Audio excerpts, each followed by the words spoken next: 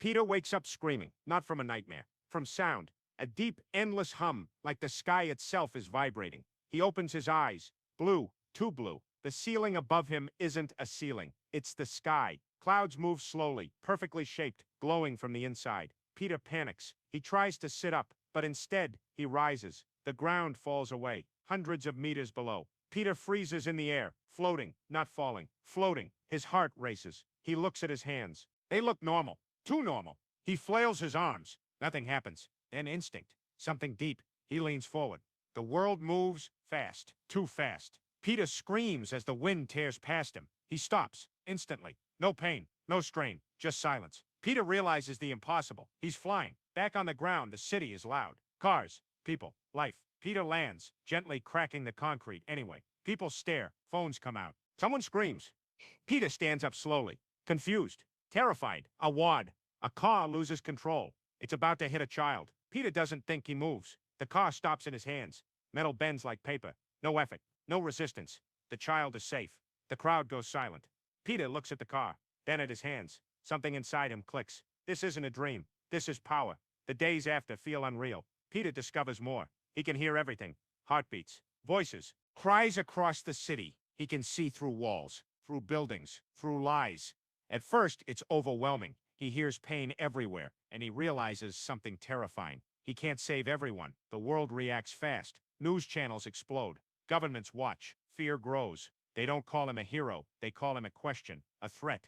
Peter tries to help. He stops fires, pulls people from wreckage, prevents disasters before they happen. But every action creates another problem. People stop trying. Police hesitate. Leaders wait. Why act when Peter can? Peter notices it. Dependence. The world slowly leaning on him. One night he hears it. A missile launch. Not an accident. A test. They want to see if he'll stop it. Peter does. He catches it above the ocean. Holds it. Feels the heat. The intent. Someone wanted this. He crushes it. The message is clear. They're afraid. Peter floats above the city that night, looking down. He remembers his old life. The couch. The jokes. The laziness. Back then, nothing mattered. Now everything does. And it's crushing. Power doesn't feel good anymore. It feels heavy. A war breaks out overseas. People beg him to intervene. He hesitates. If he stops one war, does he choose sides? If he saves one country, does he abandon another? Peter realizes the truth.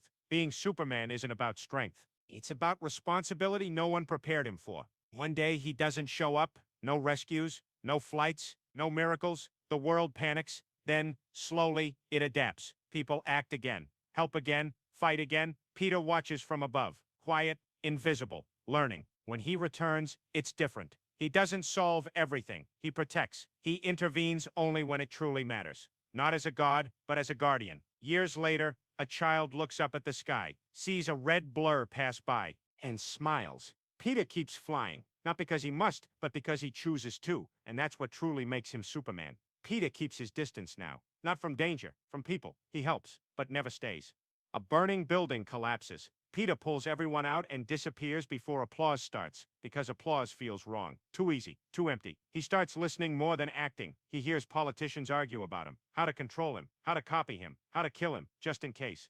Peter sees it all and understands something painful. The world isn't becoming better. It's becoming ready. One day he hears a city scream. Not one voice. Thousands. An earthquake. A fault line collapsing. An entire city falling into itself. Peter moves instantly. Too fast for cameras. Too fast for history. Holds buildings. Redirects debris. Carries people by the hundreds. For hours. No rest, no pause. When it's over, the city stands. Barely Peter stands in the center, covered in dust, silent. People look at him like a god. Peter looks back like a man who's tired.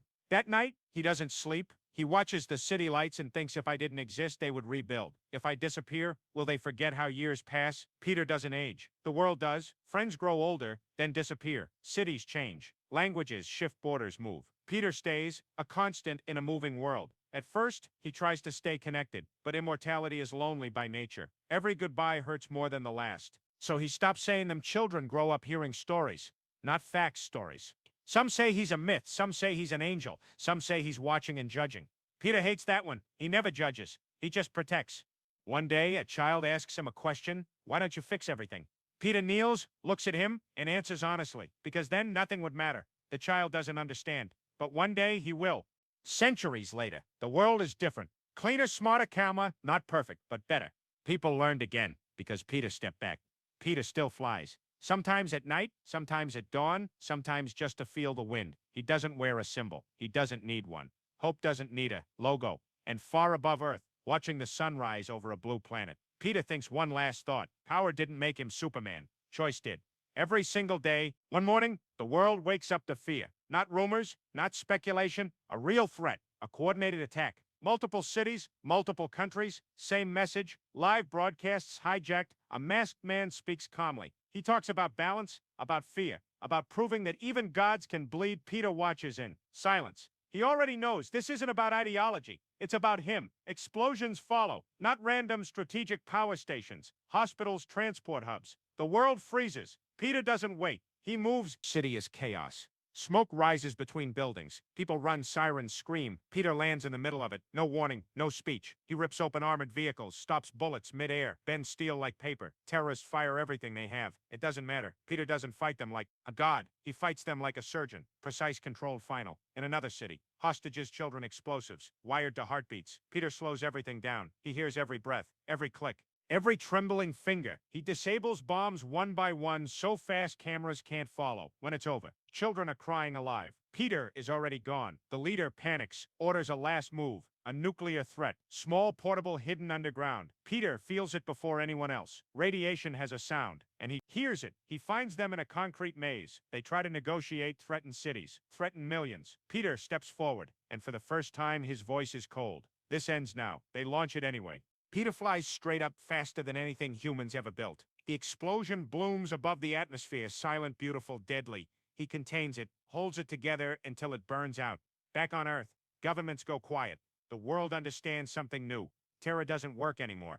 Not while he exists. But Peter feels something heavy because power just crossed another line. And once crossed, it never uncrosses. That night, he sits alone above the clouds, hands shaken slightly, not from effort, from responsibility. He stopped terror, but also proved something worse, that no weapon matters anymore, except him. The world becomes quieter after that, not safer.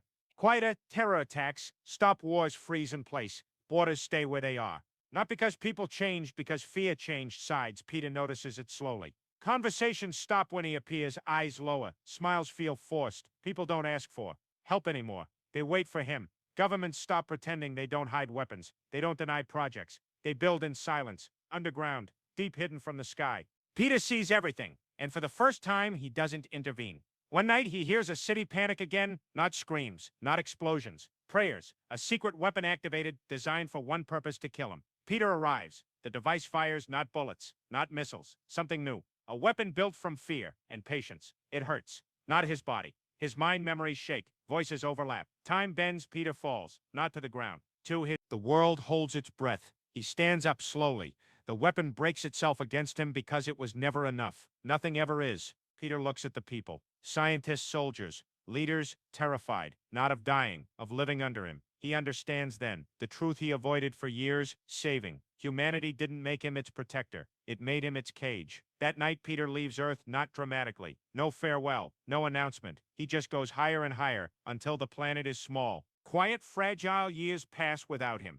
The world struggles again. Wars return, terror returns, hope breaks and rebuilds. Slowly, humanly far away in the cold silence of space, Peter watches. He doesn't interfere. He doesn't save. He only listens, because he finally understands. Humanity doesn't need a Superman. It needs the freedom to fall, to fail, to choose. And somewhere on Earth, a child looks at the sky and wonders, what if he comes back? Peter closes his eyes and whispers, I hope not.